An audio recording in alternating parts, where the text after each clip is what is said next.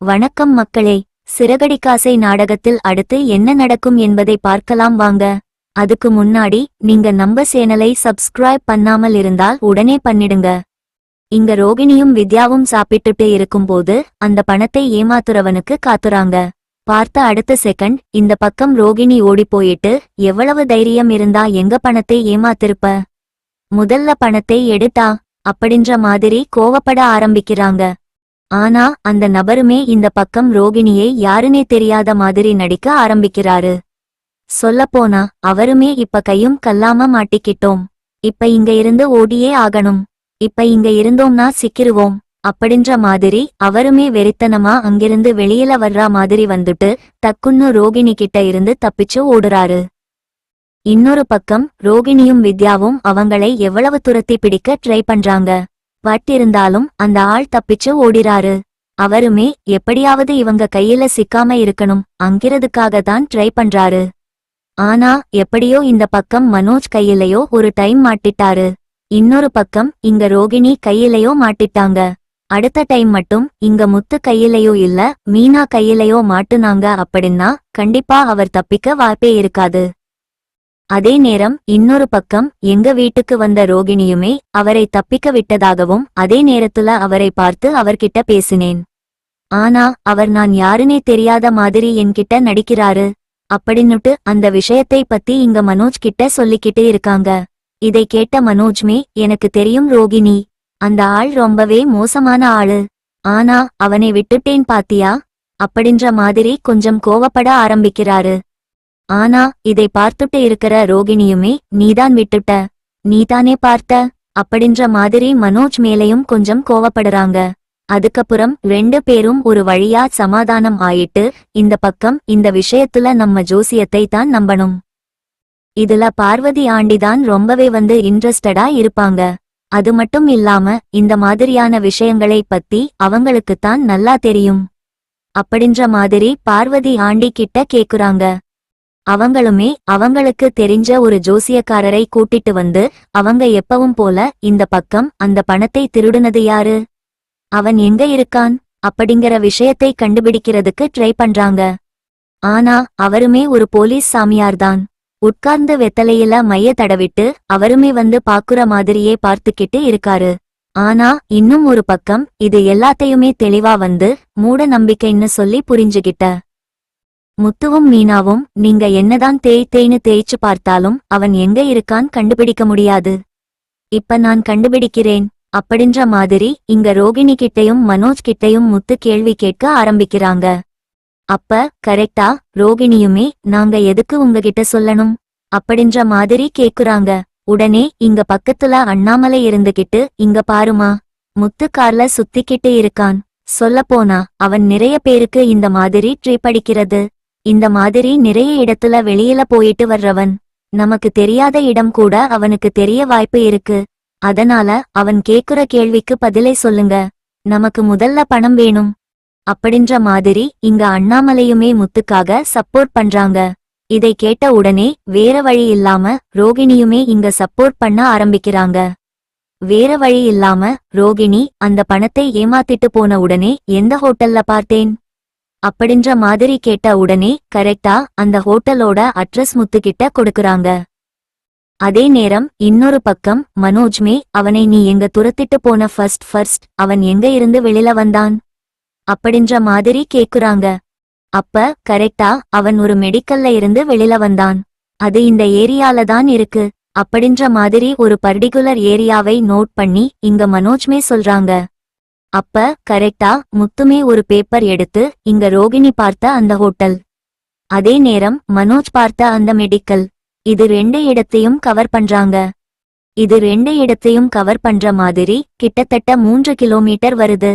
எனக்கு தெரிஞ்சு இது தாம்பரம் பக்கம்தான் இருக்கு, அப்பன்னா கண்டிப்பா அவன் இங்கதான் இருப்பான், இவனை ஈஸியா புடிச்சிரலாம், இந்த குறிப்பிட்ட ஏரியால தான் இவன் சுத்திக்கிட்டு இருக்கான், ஏன்னா ஹோட்டலும் மெடிக்கலும் அவ்வளவு லாங் எல்லாம் கிடையாது, கொஞ்சம் பக்கமாதான் இருக்கு, 1 கிலோமீட்டர் டிஃபரன்ஸ் தான் இருக்கு, எனக்கு தெரிஞ்ச வரைக்கும் அந்த 3 கிலோமீட்டர் சரவுண்டிங்ல நம்ம பார்த்தோம்னா இவனை ஈஸியா கண்டுபிடிச்சிடலாம் அப்படின்ற மாதிரி முத்து பக்காவான ஒரு ஐடியா கொடுக்கறாரு.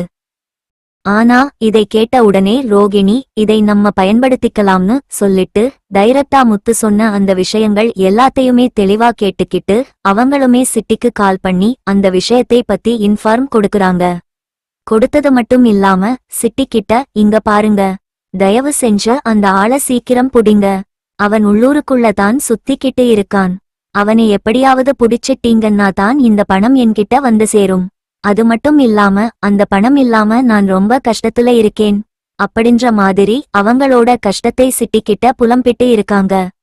ஆனா சிட்டியுமே இங்க ரோகிணி கிட்ட சரி மேடம்னு சொல்லிட்டு ஆனா ரோகிணி போன வச்சதுக்கு அப்புறம் பயங்கரமா சிரிக்க ஆரம்பிக்கிறாரு. ஏன்னா அந்த பணத்தை ஃபுல்லா அவங்க கிட்ட இருந்து புடுங்கிட்டு இவரே வச்சுக்கலாம் அப்படின்ற மாதிரி ஒரு ஐடியால இருக்காரு. ஏன்னா ரோகிணிக்கு திருப்பி குடுக்குற ஐடியாவே இவருக்கு கிடையாது.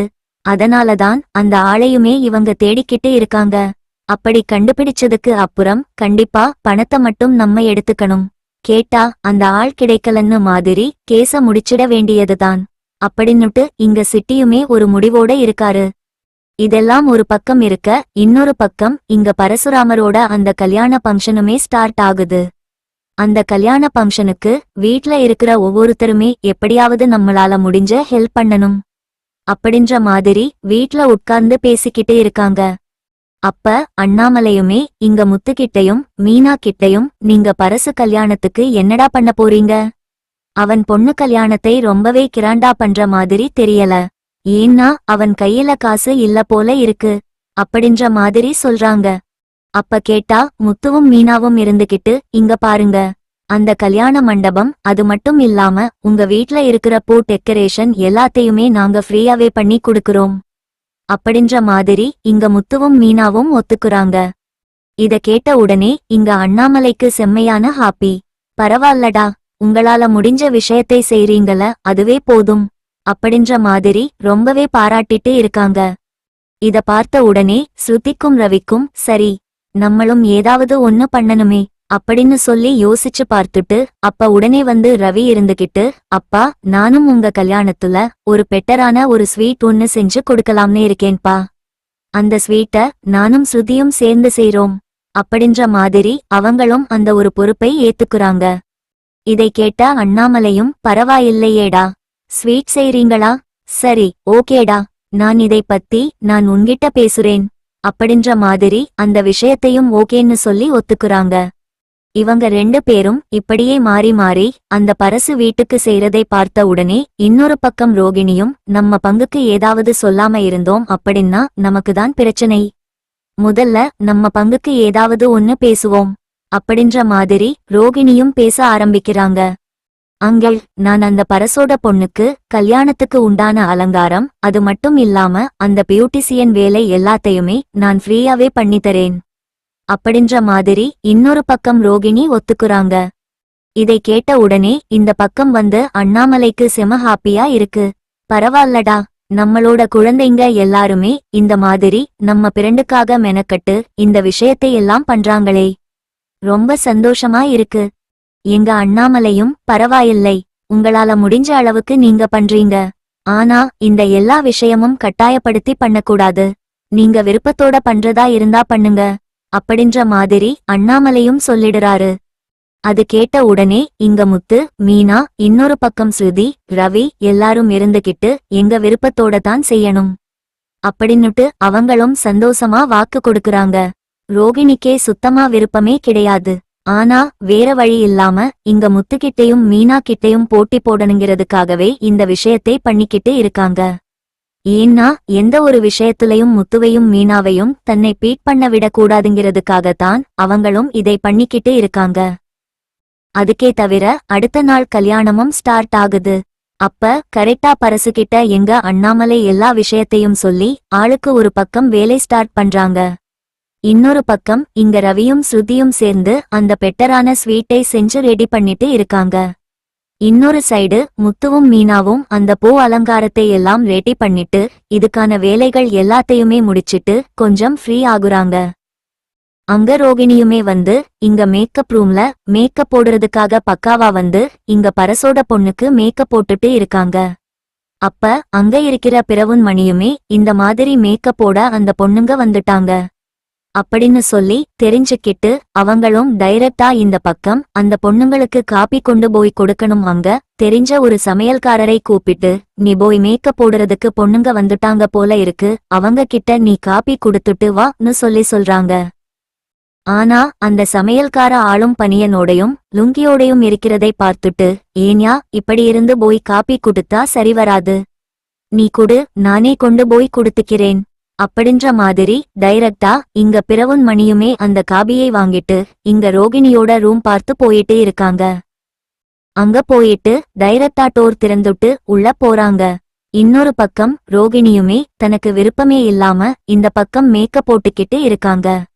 அங்க போயிட்டு இந்த பக்கம் அந்த காபியை கொடுத்துட்டு, காபியை நல்லா சாப்பிடுங்கம்மா அப்படின்னு சொல்லிட்டு அங்க இருந்து பிறவுன் மணி வெளியே வந்துறாரு. இன்னொரு பக்கம் ரோகிணி திரும்பி இருந்ததுனால பிறவுன் மணி ரோகிணியை சரியா கவனிக்கல. ஆனா ரோகிணிக்கு திடீர்னு நீங்க பிறவுன் மணியோட குரல் மட்டும் கேட்ட மாதிரி இருக்கு. அவங்களும் திரும்பி பார்த்துட்டு யாரு வந்தா அப்படின்ற மாதிரி கேக்குறாங்க. உடனே அங்க இருக்கிற மத்த பியூட்டிஷியன்ஸ் எல்லாம் அது வேற யாரும் இல்ல, அந்த மாப்பிள்ளையோட மாமாதான் வந்து நமக்கு காப்பி குடுத்துட்டு போறாரு அப்படின்ற மாதிரி அந்த விஷயத்தை பத்தி சொல்றாங்க. இதை கேட்ட உடனே லைட்டா இங்க ரோகிணிக்கு கருக்குன்னு இருக்கு. என்ன இது, எனக்கு என்னமோ இது பிறவுன் மணியோட குரல் மாதிரி இருக்கு அப்படின்னு சொல்லிட்டு உடனே வித்யாவுக்கு கால் பண்ணி, வித்யா நீ முதல்ல இந்த மண்டபத்துல தானே இருக்க, முதல்ல மேக்கப் ரூமுக்கு வா, இங்க வந்துட்டு நான் சொல்றத முதல்ல கேளு அப்படின்ற மாதிரி இங்க வித்யாவை உள்ள வர வைக்கிறாங்க.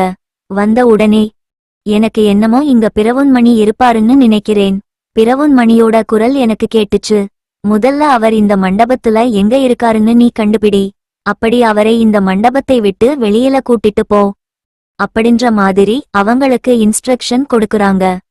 ஆனா வித்யாவுமே என்னடி இது, கல்யாணத்துக்கு வந்த இடத்துலயும் உன் பிரச்சனையை நான் ஹேண்டில் பண்ணணுமா, உன் பிரச்சனையை உன்னால ஹேண்டிலே பண்ண முடியாது அப்படின்ற மாதிரி இங்க ரோகிணியை கலாய்க்க ஆரம்பிக்கிறாங்க.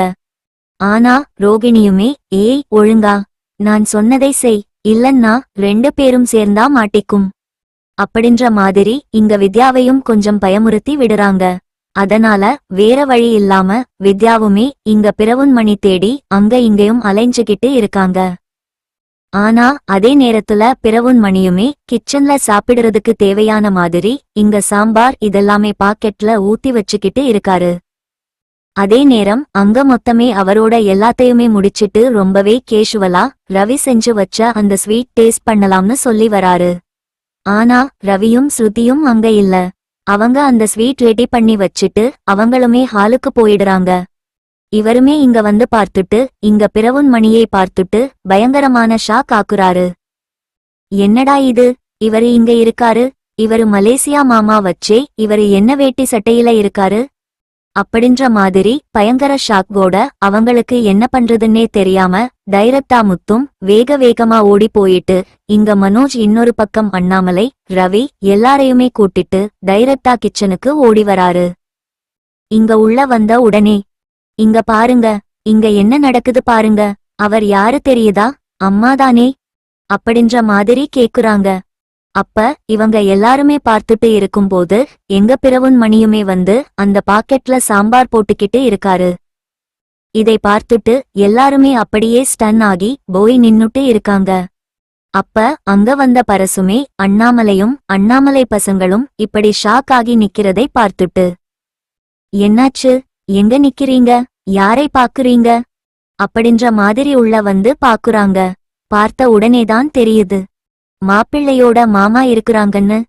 ஓஹோ, ஒரு வழியா இன்ட்ரோடியூஸ் ஆயிட்டீங்களா, இவர்தான் மாப்பிள்ளையோட மாமா, இவர்தான் இங்க கறிக்கடை வச்சிருக்காரு அப்படின்ற மாதிரி எங்க பிறவுன் மணியை பார்த்து கை நீட்டி, அவர் கறிக்கடைக்காரர் அப்படின்னு சொல்றாங்க.